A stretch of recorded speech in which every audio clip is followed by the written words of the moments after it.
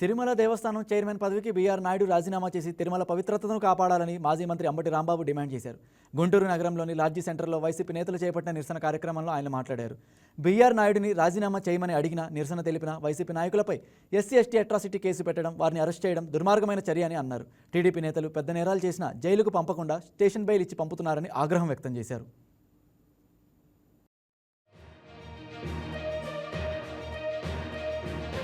తిరుపతిలో TTD chairman BR నాయుడిని రాజీనామా చేయమని డిమాండ్ చేసినందుకు వైఎస్ఆర్ కాంగ్రెస్ పార్టీ మహిళా కార్యకర్తల మీద, నాయకుల మీద అక్రమంగా, అన్యాయంగా ఎస్సీ/ఎస్టీ కేసు పెట్టి వాళ్ళ కోర్టులో ప్రొడ్యూస్ చేయబోతున్నారు. ఇది చాలా దురదృష్టకరమైనటువంటి పరిణామం, అప్రజాస్వామికమైనది కూడా. నిరసనగా ఈ రోజు రాష్ట్ర వ్యాప్తంగా అన్ని జిల్లా హెడ్ క్వార్టర్లోనూ వైఎస్ఆర్ కాంగ్రెస్ పార్టీ తరఫున నిరసన తెలియజేసేటటువంటి ప్రక్రియను మేము ప్రారంభించాం. ఈ రాష్ట్రంలో ఏ సమస్యలు లేనట్టుగా తీవ్రమైన సమస్యను చంద్రబాబు నాయుడు గారు తీసుకొచ్చారు. అదేమిటంటే లడ్డూలో కల్తీ కలిసింది. ఆధారాలు లేవు, నిరూపణలు లేవు, గాలి పోగేసి చంద్రబాబు నాయుడు గారు పవిత్రమైన తిరుమల తిరుపతి దేవస్థానపు ప్రసాదము లడ్డూలో పంది కొవ్వు, మాంసపు కొవ్వు, ఆప నూనె కలిసిందని, దానికి వైఎస్ఆర్ కాంగ్రెస్ పార్టీ బాధ్యులని ఒక తప్పుడు ప్రచారాన్ని చేయడం ప్రారంభించారు. అది చివరికి అనేకమైనటువంటి దుష్ఫలితాలకు తీస్తున్నటువంటి అంశం మీ అందరూ చూస్తున్నారు. దీనిలో భాగంగానే బీఆర్ నాయుడు గారు, ఆయన పెద్ద భక్తులేం కాదు, టీవీ5 అధినేత.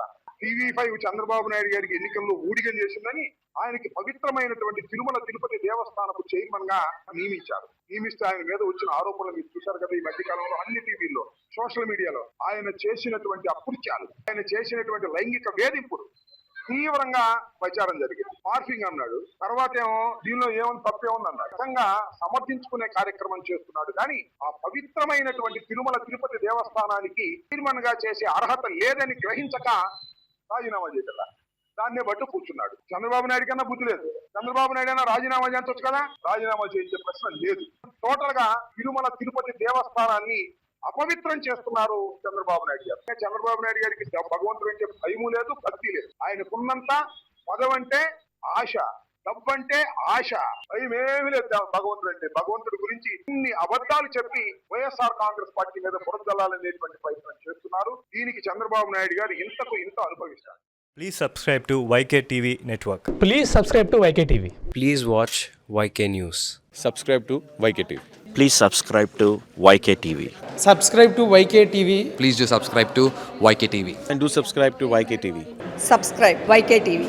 YK TVని సబ్స్క్రైబ్ చేసుకోండి. Please do subscribe YK channel.